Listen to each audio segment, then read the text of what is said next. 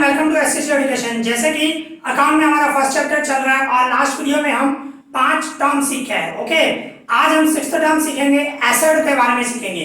ठीक है, आज हम एसेट के बारे में सीखेंगे। एसेट्स मींस मिलकियत। भाई जैसे कि आपके सपोज करो आपके बिजनेस में फर्नीचर है, ठीक है ना, तो फर्नीचर क्या है, वो एसेट है। और अगर जो बिजनेस में मींस आपका ही शॉप है, मींस बिल्डिंग है, लैंड एंड बिल्डिंग, लैंड है या बिल्डिंग है, मैं सपोज करो आपका खुद का ऑन शॉप है, खुद का है शॉप, तो क्या है वो एसेट है। एसेट मींस मिलकियत। ओके, तो एसेट्स को जो है ना वो 3 कैटेगरी में बांटा गया है, बरोबर ना। 3 कैटेगरी में बांटा गया है, non current asset, current assets and fictitious assets. हम एक एक करके समझेंगे। सबसे पहले हम समझे नॉन करंट एसेट। जैसे कि आप समझ गए non current liability and current liability, बरोबर ना। नॉन करंट लिएबिलिटी जो क्या थी, वो लॉन्ग टर्म के लिए थी, मोर देन 1 ईयर, और करंट लिएबिलिटी क्या थी, more than means less than 1 year था, बरोबर ना। तो इसी तरह ही सेम एसेट भी ऐसे ही है। नॉन करंट एसेट्स मींस जिसका ऐसी एसेट जिसका टाइम ड्यूरेशन मोर देन 1 हो, तो ऐसी एसेट्स को नॉन करंट एसेट कहते हैं, बरोबर ना।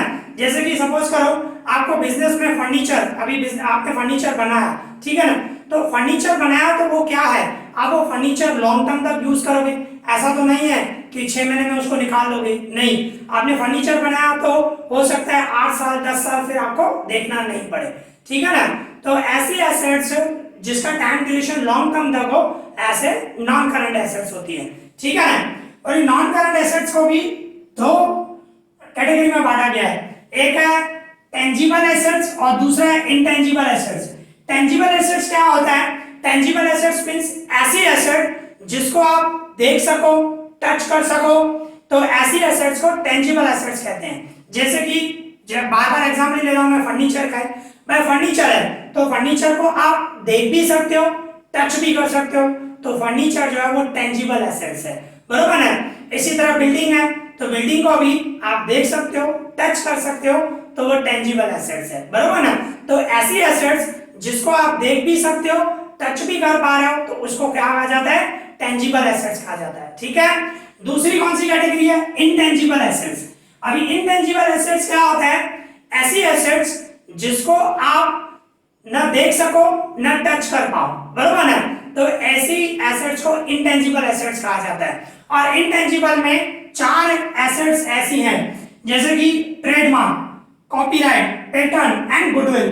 तो सबसे चारों समझे, ट्रेडमार्क क्या होता है, कॉपीराइट क्या होता है, पेटेंट क्या होता है, गुडविल क्या होता है। एग्जांपल से समझते हैं। सबसे पहले ट्रेडमार्क समझे। देखो ट्रेडमार्क, ट्रेडमार्क मींस आपने नाम सुना होगा, जैसे कि ब्रांड नेम होता है, फिलिप्स, कोका कोला एंड बहुत सारे हैं, एप्पल की मोबाइल आ रहे हैं, लैपटॉप आ रहे हैं, एप्पल, बरोबर ना, मैकडोनल्ड। इस तरह ये जो भी ब्रांड नेम है उसको उस नेम को रजिस्टर कराना पड़ता है। जैसे कि मेरा सोनू ट्यूशन क्लासेस है, तो Sonu tuition classes means Sonu tuition classes बोलो, तो वो मेरा रजिस्टर नहीं करवा हुआ है। अगर जो रजिस्टर करा हुआ तो वो नेम जो मेरा है वो कोई भी नहीं रख पाएगा, बरोबर ना। जैसे कि मैं दूसरे एग्जांपल दे रहा हूँ, फिलिप्स हुआ, मैकडोनल्ड हुआ, कोका कोला हुआ, एप्पल हुआ, ये जो है नाम वो रजिस्टर किए हुए हैं। वो नाम के, इस ब्रांड नेम के कोई भी दूसरी कंपनी वो यूज नहीं कर पाएगी, बरोबर ना। सिर्फ नाम नहीं, नेम उसका, अगर जो उसका लोगो है तो लोगो में जो कलर है वो कलर भी यूज नहीं कर पाएंगे। इसके अलावा कुछ स्लोगन होता है, वो स्लोगन भी यूज नहीं कर पाएंगे। ट्रेडमार्क में सब आ जाता है, बरोबर ना। ब्रांड नेम आ जाता है, लोगो आ जाता है, या स्लोगन हो, जैसे कि मेरा स्लोगन क्या है, सोनू ट्यूशन क्लासेस, और नीचे में क्या लिखता हूँ, a real place to get Tata education, बरोबर ना, वो लिखता हूँ, तो वो देखो स्लोगन है। तो वो जो है वो अगर जो कोई भी हो, अगर जो ट्रेडमार्क लिया हुआ है उसको, नाम को आपने रजिस्टर करवाया, लोगो को, नाम को, लोगो होता है या नाम होता है या स्लोगन होगा, और अगर जो लोगो में जो कलर है वो भी कोई भी यूज नहीं कर पाएगा अगर जो आपने रजिस्टर करवाया है तो, बरोबर ना। कोई भी उस नाम का स्टार्ट नहीं कर पाएगा, बरोबर ना। सोनू ट्यूशन क्लासेस मेरे नाम का कोई भी ट्रेडमार्क नहीं है, आपको स्टार्ट करना हो तो कर सकते हो, ओके, ठीक है। कोई भी मेरा रजिस्टर नहीं करवाया हुआ है, ठीक है। तो ऐसे रजिस्टर कराना पड़ता है, उसको बड़ी बड़ी कंपनियां रजिस्टर कराती हैं, ठीक है ना। तो ये ट्रेडमार्क होता है। तो ये ट्रेडमार्क की बात हुई। अभी कॉपीराइट के बारे में बात करें, ठीक है। कॉपीराइट क्या होता है भाई, सपोज करो आप अपना बुक लिख रहे हो, अपना किसी दूसरे से कॉपी करके नहीं लिखना है, ठीक है। अपना बुक लिख रहे हो तो उसका आप उसको भी आपने रजिस्टर करा दिया, अपने कंटेंट को, अपना कंटेंट है। या सपोज करो आप गाना गा रहे हो, सॉन्ग मीन्स सॉन्ग हो, मूवीज हो, अपनी, हाँ दूसरी नहीं, दूसरे सॉन्ग्स नहीं, आपने अपना कंटेंट बनाया है, अपना कंटेंट हो आपका, बरोबर है। आपने अपना कंटेंट बना के कोई भी सॉन्ग्स गाया है, मूवी बनाई है या बुक बनाया है, उसको अगर जो आपने रजिस्टर कराया तो उसका कोई भी कॉपीराइट नहीं कर पाएगा। अगर जो कोई कॉपीराइट करेगा तो उसके ऊपर आप केस कर सकते हो, ठीक है ना। तो कॉपीराइट भी जिस तरह ट्रेडमार्क को रजिस्टर कराना पड़ता है, इसी तरह कॉपीराइट को भी रजिस्टर कराना बड़ी बड़ी कंपनियां करती हैं, ठीक है, उसको कॉपी नहीं कर पाएंगे। इसके बाद होता है पेटेंट।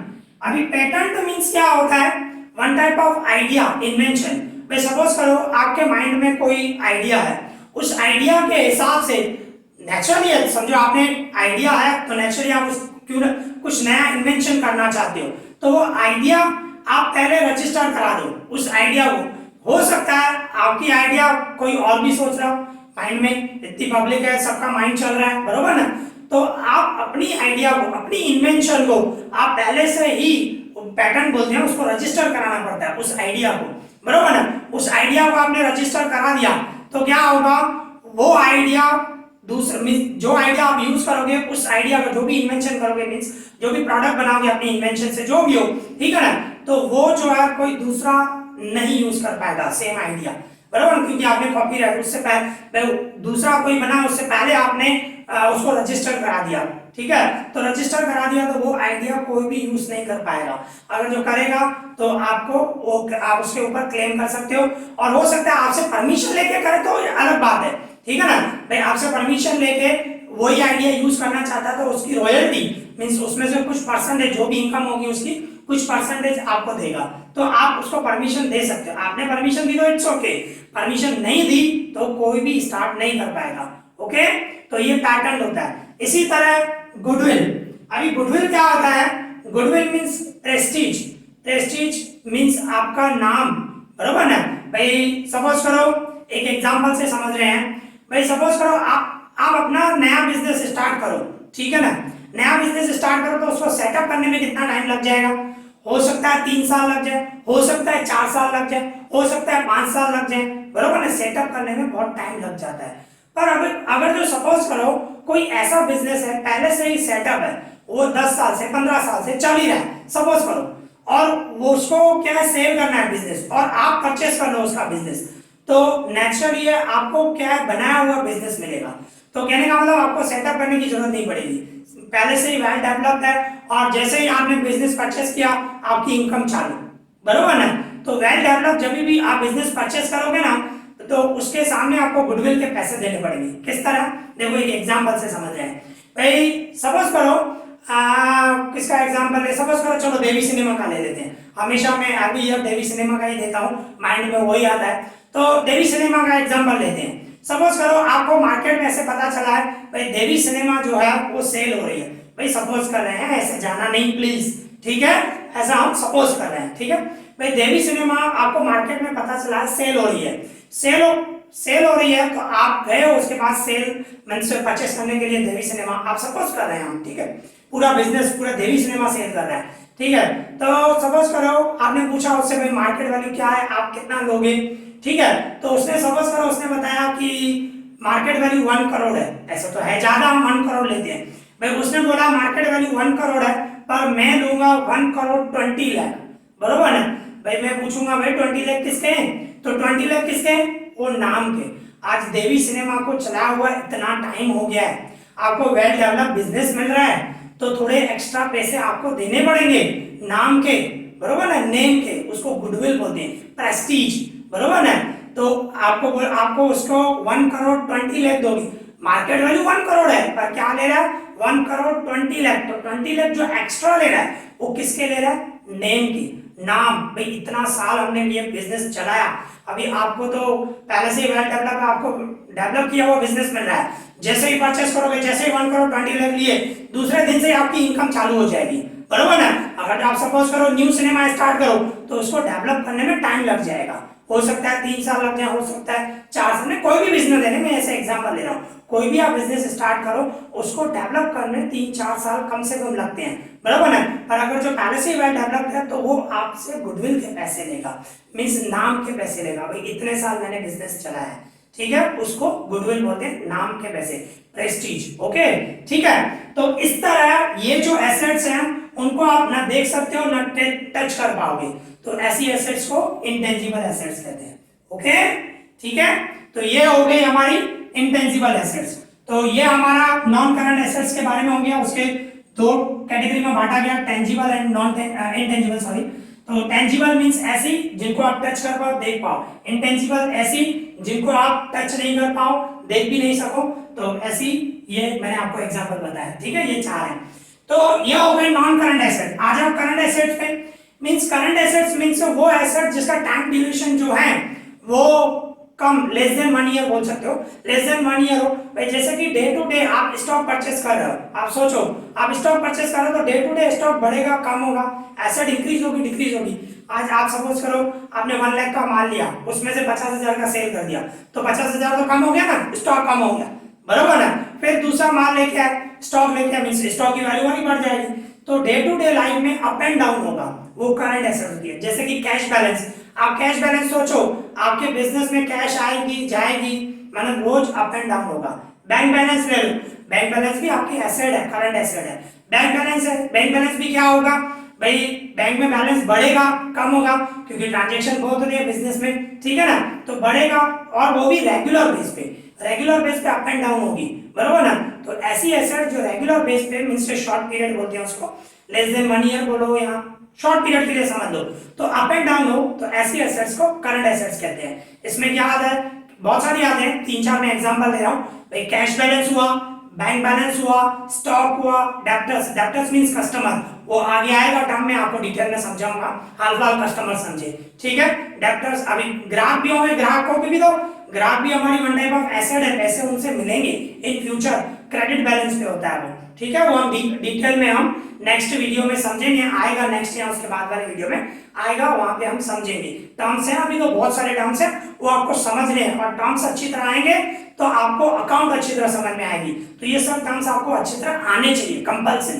ओके, तो करंट एसेट्स कौन सी होती है, करंट एसेट्स हमारी कैश बैलेंस हुआ, बैंक बैलेंस हुआ, डेब्टर्स हुआ, स्टॉक हुआ, जो रेगुलर बेस से अप एंड डाउन होते हैं, ठीक है ना। तो ये जो है वो करंट एसेट्स हुई, ठीक है। अभी आ जाओ फिक्टिशियस एसेट्स। अभी फिक्टिशियस एसेट्स को डिफर्ड रेवेन्यू एक्सपेंस भी बोलते हैं, इसको मिसलेनियस एक्सपेंस भी बोलते हैं, बरोबर ना। तो फिक्टिशियस एसेट्स कौन सी होती है, ऐसी एसेट्स जिसकी रीसेल वैल्यू 0 हो। रीसेल वैल्यू, आप जब सेल करने जाओ कुछ भी नहीं मिले, जैसे कि देखो आप कोई भी एसेट ले लो, नॉन करंट और करंट एसेट। मैं सपोज करो, जैसे मैं फर्नीचर का एग्जांपल ले रहा हूं, आज सपोज करो आप फर्नीचर बिजनेस में बनाया, आज बनाया, 8 साल के बाद चलो खराब हो गया, खराब होने के बाद भी आप जब भंगार में बेचोगे, स्क्रैप वैल्यू बोलते हैं, भंगार में जब बेचोगे तो भी थोड़े बहुत पैसे आएंगे, बरोबर ना। तो उसमें से कुछ पैसे तो आ रहे हैं, पर फिक्टिशियस एसेट्स ऐसी होती हैं जिसमें से कभी भी वैल्यू नहीं आएगी, ऑलवेज जीरो, जीरो, कभी वापस मतलब रीवैल्यू आएगी नहीं, पैसे नहीं आएंगे रीसेल करने के बाद। ऐसी फिक्टिशियस एसेट्स होती हैं, ये वन टाइप ऑफ एक्सपेंस होते हैं, ये वन टाइप ऑफ एक्सपेंस होते हैं।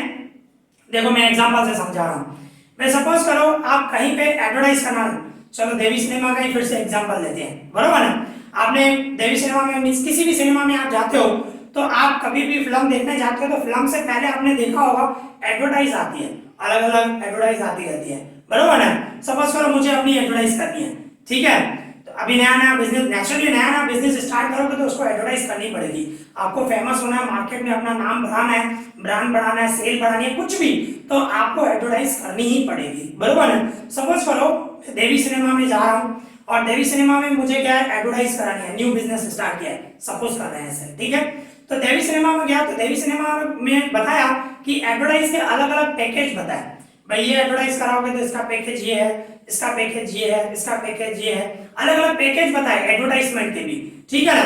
तो मुझे 5 ईयर का, मींस अलग अलग पैकेज होते हैं भाई, 3 मंथ का, 6 मंथ का, 1 ईयर, 2 ईयर, 5 ईयर, जो भी आपको लेना हो, तो मुझे 5 ईयर का समझ में आया, अच्छा लगा, ठीक है, उसमें कॉस्ट भी कम है, एंड समझ में आया मुझे, ठीक है। 5 ईयर का मुझे पैकेज समझ में आया। तो 5 ईयर का पैकेज सपोज कर रहे हैं, 5 ईयर का पैकेज सपोज कर रहे हैं 1 लाख। मैं बोला 1 लाख आपको पे करना पड़ेगा, 1 लाख मुझे अभी पे करने पड़ेंगे, तब जाके मेरी एडवर्टाइज होगी 5 साल तक। फिर एडवर्टाइज वहां पे देवी सिनेमा में फिल्म से पहले या इंटरवल में मेरी एडवर्टाइज आएगी, बरोबर है। तो वो मुझे पैकेज अच्छा लगा 5 साल का, तो मैंने 1 लाख तो आज ही दे दिए, 1 लाख मैंने उनको दे दिया, ठीक है। मैं 1 लाख मैं देखे, पैकेज एग्रीमेंट हो गया, एग्रीमेंट करना पड़ता है, एग्रीमेंट हो गया, मुझे समझ में आ गया, ठीक है। अभी क्या है, तो मींस क्या है, ये वन टाइप ऑफ एसेट में ही लिखते हैं, ये फिक्टिशियस एसेट, प्रिलिमिनरी एक्सपेंस बोलते हैं भाई, बिजनेस को बढ़ाने के लिए खर्चा किया, बरोबर ना, उसको एडवर्टाइजमेंट कैंपेन एक्सपेंस भी बोलते हैं, ठीक है। तो मुझे क्या है कि अपना बिजनेस बढ़ाने के लिए एक्सपेंस किया, तो वो वन टाइप ऑफ एसेट में लिखूंगा मैं, एक प्रेजेंट, क्योंकि क्या है 5 साल के लिए, ये 1 लाख मैंने 5 साल तक खर्चा कर लिया। और अकाउंट क्लोज कैसे करते हो आप, 1 ईयर में, एक साल में अकाउंट क्लोज करते हो और चेक करते हो कि हमें कितना प्रॉफिट हुआ, कितना लॉस हुआ, कितनी एसेट है, कितनी लायबिलिटी है। 1 साल में आपको अकाउंट क्लोज करना पड़ता है और गवर्नमेंट को शो करना पड़ता है, उस हिसाब से आपको टैक्स पे करनी पड़ती है, बराबर। तो अभी आपको क्या है, ये 1 लाख तो आपने कितने 5 ईयर 5 साल तक आपने खर्चा कर लिया, तो 5 ईयर, तो कहने का मतलब आपको बेनिफिट तो 5 साल तक मिलेगा ना उसका। तो 5 साल तक तो 1 लाख 5 साल के लिए, तो 1 साल का कितना हुआ, 1 लाख को आप 5 से डिवाइड करो, 1 लाख को 5 से डिवाइड करो, मींस 1 साल का नियरली 20,000 में एक्सपेंस, ठीक है। तो इसको क्या है, रिटर्न ऑफ करते हैं, किस तरह, जब मींस आगे आप समझोगे आप, तो उसमें क्या होगा, हम लिखेंगे फिक्टिशियस एसेट 1 लाख पहले साल, फिर क्या करूंगा, माइनस रिटर्न ऑफ 20,000, भाई 1 साल यूज हो गया हमारा, एसेट यूज हो गई, माइनस करके आउटर में एसेट में फिर 80,000 लिखूंगा, 1 साल पूरा हो जाएगा तो, और 20,000 में एक्सपेंस में लिख दूंगा, भाई मेरे एडवर्टाइजमेंट के पीछे खर्चा हो गया, बरोबर ना।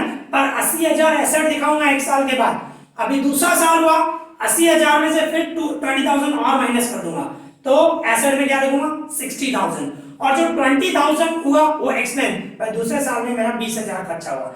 ऐसे एवरी ईयर 20,000 माइनस करते जाऊंगा, और 5 साल के बाद हमारा एग्रीमेंट खत्म, एसेट खत्म, जीरो, बराबर है।